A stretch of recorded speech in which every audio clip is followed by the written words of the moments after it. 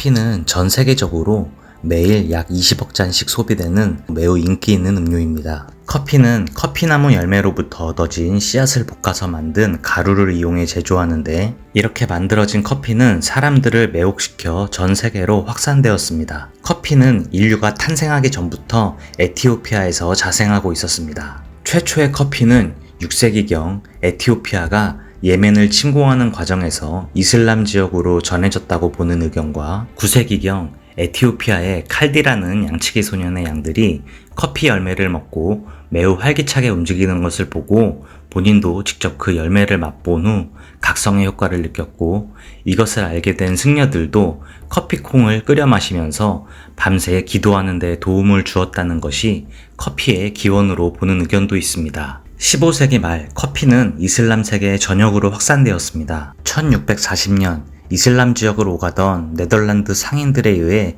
유럽에도 커피가 도입되면서 암스테르담을 시작으로 유럽 곳곳에 카페가 생겨났습니다. 당시 매우 귀했던 커피 원두는 성지순례를 가던 무슬림이 은밀히 밀반출하면서 예멘에서 인도 마이소르로 전해졌습니다. 인도에서 재배된 커피나무는 네덜란드인들에 의해 자바섬으로 옮겨져 재배되었고, 이후 수마트라 섬과 셀레베스 섬 등 동인도 제도에서도 재배가 시작되었습니다. 그 후 유럽을 거쳐 1723년 프랑스 식민지였던 마르티니크 섬에 도착했고, 여기서 생산된 커피 원두는 유럽인들의 커피 수요를 충족해 주었습니다. 커피를 재배하기에 적합한 지역을 커피벨트라고 합니다. 1727년 커피벨트 중에서도 최대 커피 생산국이 될 브라질에도 커피가 전해졌습니다. 당시 프랑스령 가이아나의 총독 부인에 의해 전해졌다고 알려지고 있는데, 이것을 계기로 브라질 원주민들은 커피나무 재배를 위해 오랫동안 강제 노역에 시달리게 되었습니다. 오늘날 브라질에서 생산되는 커피 원두 대부분은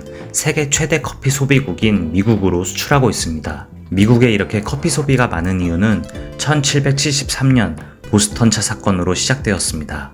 영국 식민지였던 미국은 영국의 홍차 대신 커피를 마시는 것이 독립을 지향하는 애국적인 행위로 여겨졌습니다. 게다가 1861년 시작된 남북전쟁 기간에 커피는 수면이 부족했던 병사들에게 큰 힘이 되어 주었고, 산업화가 진행되면서 노동자들 사이에서도 커피 소비가 일상화되기 시작해 19세기 말 미국은 세계 커피 소비량의 거의 절반을 차지하게 되었습니다. 하지만 이렇게 엄청난 수요를 자랑하는 커피 산업에는 한 가지 문제가 있었습니다. 그것은 바로 공급량과 가격의 불균형이었습니다. 커피나무는 질병과 기후변화에 취약해서 흉작이 지속될 경우 커피 가격이 급등해 소비자의 부담을 가중시켰습니다. 반대로 풍작이 계속되면 커피 가격은 곤두박질치며 노동자들을 고통스럽게 했죠. 19세기 말부터 커피 시장은 공급 과잉 현상을 자주 겪기 시작했습니다. 이로 인해 브라질과 같은 주요 생산국들은 재고를 적절히 관리하여 원두 공급을 제한하고 가격을 안정적으로 유지하려고 노력했습니다. 이러한 조치는 소비국들로부터 가격 조작이라는 비판을 받기도 했지만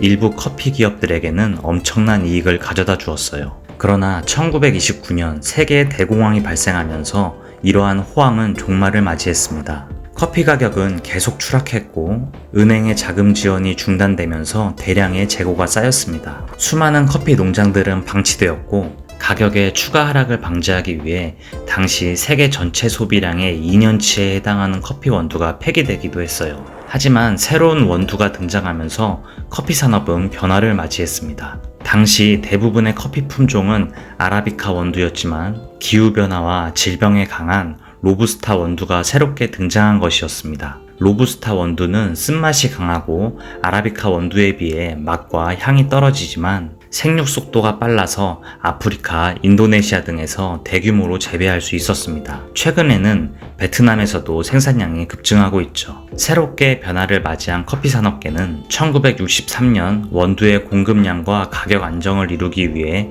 국제 커피 협정이 체결되었습니다. 이 협정에서 새로 도입된 것은 할당제였습니다. 이 제도는 협정을 맺은 소비국과 생산국 간의 무역을 보장하고 대신에 생산국에게 연간 수출량을 할당하여 가격을 안정화하려는 제도였습니다. 하지만 이 할당제는 가격을 안정화하는 대신 다른 부작용을 낳았습니다.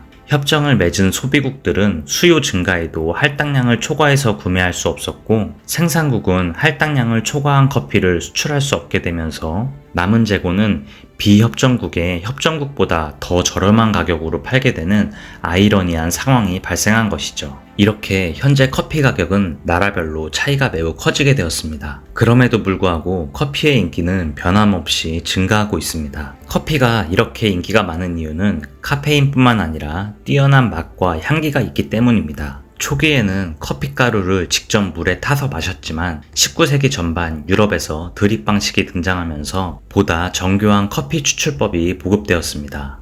지중해 지역에는 진한 커피를 선호하는 경향이 있었고, 이에 따라 1901년 이탈리아에서는 에스프레소 머신이 개발되었습니다. 제2차 세계대전 이후 대기업에 의해 커피가 표준화되면서 맛은 좀 떨어졌지만 누구나 편리하게 즐길 수 있는 인스턴트 커피가 보급되었습니다. 이 시기에 주로 사용됐던 원두는 로부스타 품종이었습니다. 인스턴트 커피가 대중화된 후 1980년대부터는 고급 원두 커피의 수요가 점차 높아지기 시작했습니다. 과테말라, 코스타리카, 콜롬비아 등지에서 세심하게 재배하고 가공한 아라비카 원두에 대한 선호도가 높아졌어요. 오늘날 고급 원두 재료를 쓰는 체인점들이 등장하면서 고급 커피는 더욱 대중화되었습니다. 그 중에는 스타벅스가 대표적이죠. 1971년 시애틀에서 시작한 이 회사는 에스프레소에 우유를 첨가한 카푸치노와 카페라떼를 대중화시켰습니다. 1999년에는